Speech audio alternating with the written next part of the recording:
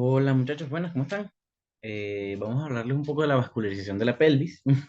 Primero y principal, la vascularización de la pelvis se va a dar por la arteria ilíaca interna, antes conocida como arteria hipogástrica. Sabemos que esta se origina de la arteria ilíaca común cuando se bifurca en arterias ilíacas externa e interna. Vamos a hablar un poquito de su trayecto. Sabemos que ella se va a descender por delante de la aleta sacra, pasando por el borde de la aleta sacra y por dentro de la interlínea sacroilíaca de cada lado. Luego se va a descender oblicua hacia abajo por la excavación pélvica y de esta forma terminar eh, su recorrido para dar las ramificaciones. Podemos hablar de una división de la arteria ilíaca interna en dos segmentos. Un segmento inicial, que es el segmento superior, donde no se da ninguna rama, y el segmento terminal, que también se conoce como segmento pélvico, que es como tal la porción oblicua y que va a dar todas las ramas colaterales y terminales. Hablando ahora de su terminación, ella va a terminar en un tronco anterior y un tronco posterior, dan siendo sus últimas ramas la arteria pudenda interna, la glútea inferior, la glútea superior. Eso se va a hablar un poco mejor más adelante. En cuanto a sus colaterales, tenemos el tronco anterior y el tronco posterior. El tronco anterior vamos a tener la arteria obturatriz, la arteria umbilical, la arteria del conducto deferente, que en la mujer es la arteria uterina, ramas prostáticas de la arteria vesical inferior en el hombre y arteria vaginal en la mujer, la arteria vesical inferior en sí y la arteria rectal media. Mientras que el tronco posterior va a tener la arteria iliolumbar, la sacra lateral superior, la sacra lateral inferior. Ahora, vamos a comenzar hablando netamente de las ramas viscerales. Entonces, primero mencionamos a la arteria umbilical. La arteria umbilical es una característica importante, ya que es diferente tanto en el feto como en el adulto. Las arterias umbilicales eran los vasos sanguíneos que enviaban la sangre mixta que se procesaba en el corazón del feto hacia lo que sería el ombligo para que por el cordón umbilical se regresara esa sangre mixta que luego iba a, vamos a decir, depurarse o a limpiarse correctamente en el sistema cardiovascular de la madre. Entonces, tenemos que ella nace de la arteria ilíaca interna, se dirige hacia los lados de la vejiga y luego se encorva hacia arriba para aplicarse a la pared anterior del abdomen y alcanzar el ombligo, aproximándose entonces, por supuesto, los ramos derechos con los ramos izquierdos, ya que el ombligo es céntrico.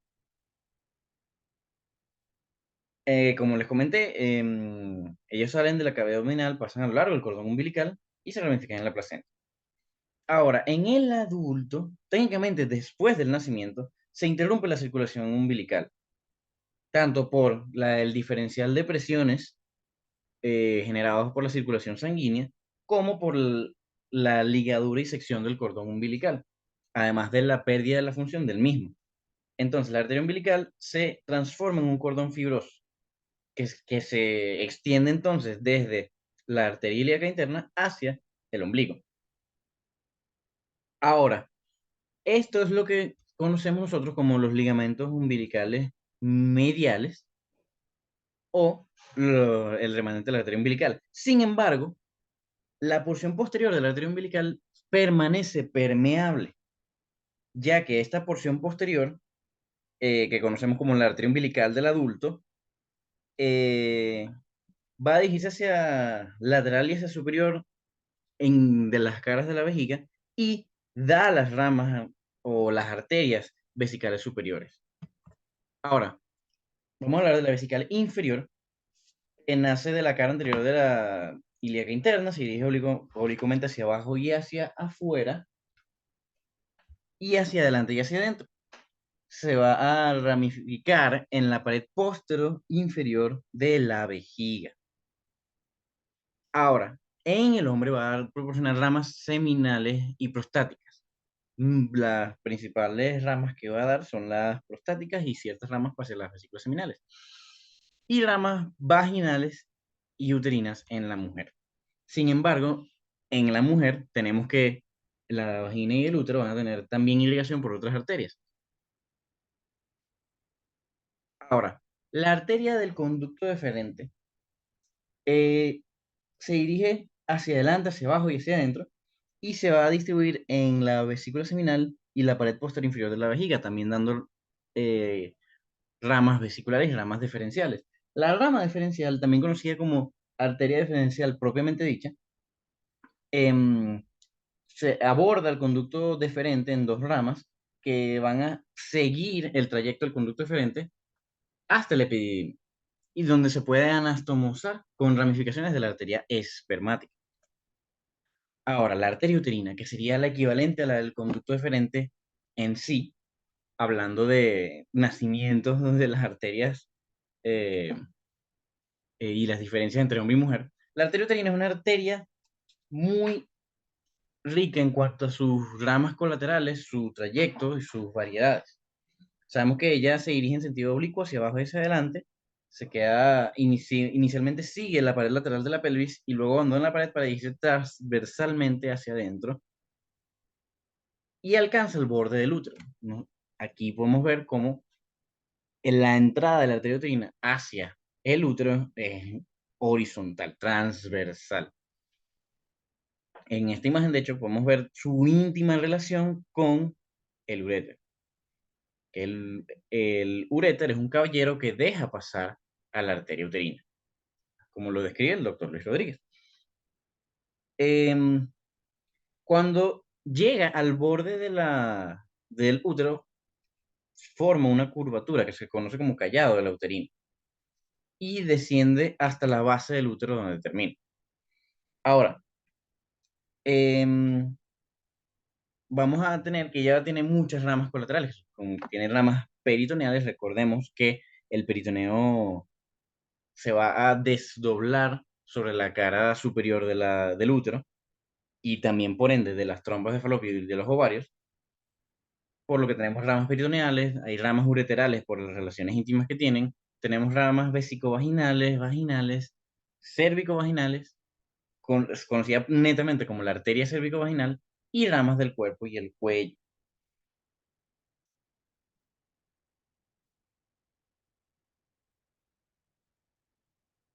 Ah, las ramas terminales netamente, sino la rama tubárica y la rama ovárica. Como vemos, la arteria uterina, después de seguir el contorno del útero y llegar a la base, se va a ramificar en unas dos arterias, una para las trompas de falopio y otra para los ovarios. Las ramas del cuerpo y el cuello, cuando estamos hablando de esta parte, es lo que nosotros conocemos como las arterias arcuatas. Estas arterias van a diferenciarse también en el hecho de que van a dar eh, ramas que van a perforar el cuerpo del útero. Entonces, todas estas son las arterias arcuatas. Van a perforar el cuerpo uterino y van a irrigar no solamente miométricos, sino también endometrio, siendo las más profundas, las que llegan a endometrio, las encargadas de la irrigación de la zona proliferativa del endometrio.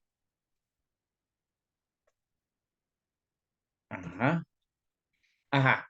Las ramas prostáticas de la arteria vesical inferior nacen de alguna de las ramas viscerales o de la misma ilíaca interna. Podemos tener una arteria prostática que nazca directamente de la arteria ilíaca interna. Sin embargo, lo más común es que nazcan directamente de la arteria vesical inferior. Van a abordar la próstata y la vejiga por sus caras laterales. Ok. Ajá. Y bueno, tenemos la arteria vaginal, que es equivalente a las ramas prostáticas. Si hablamos de que la uterina y la deferencial son equivalentes, la prostática y la vaginal son equivalentes. Si hablamos, también mencionamos que la arteria uterina va a dar ramas que van a irrigar la vagina. Sin embargo, nada más el tercio superior. Los otros dos tercios inferiores van a ser irrigados por la arteria vaginal. Una arteria oblicua hacia abajo y hacia adentro, que desciende a lo largo de los bordes de la vagina hasta la vulva. Va a dar ramos también para el cuello de la vejiga y a la parte posterior de la uretra, pero se distribuye principalmente en las paredes de la vagina. Se pueden anastomosar, en esta imagen no se ve, pero creo que hay una imagen al final donde se la puedo mostrar. Ajá, aquí está. Em, Esta sería la arteria vaginal, como vemos. La arteria uterina va a irrigar el tercio superior, la arteria vaginal va a irrigar los dos tercios inferiores, y se van a anastomosar muy íntimamente todas las arterias, tanto uterinas como vaginales, del lado derecho con las del lado izquierdo. ¿Ok? Y ahora la última rama visceral, que sería la arteria rectal media. Esta también conocida como la arteria hemorroidal media. Sabemos que irriga el tercio medio del recto, como su nombre lo dice.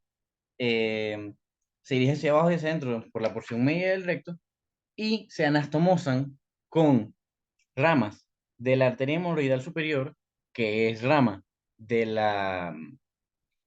de los arcos de las arterias sigmoideas, o puede ser netamente rama de la arteria cólica izquierda, dando entonces aquí una anastomosis portocava, que es un punto importante de la arteria rectal media. El tercio medio y el tercio inferior del recto van a ser irrigados y por ende drenados, tienen drenaje venoso del sistema cava, mientras que el tercio superior va a tener drenaje venoso porque está irrigada por eh, ramas del sistema porta. Entonces, este es un punto importante de anastomosis venosa portocava. Al igual que tenemos la anastomosis venosa portocava, las arterias van a anastomosarse, las superiores con las inferiores, con las medias y las medias con las inferiores, teniendo todo un sistema anastomótico. En la mujer, un dato importante, la arteria hemorroidal media se dirige hacia el tabique rectovaginal y se distribuye por la cara anterior del recto y por la pared posterior de la vagina, por lo que tenemos también cierta posibilidad anastomótica con la arteria, con las arterias que irrigan la cara posterior de la vagina.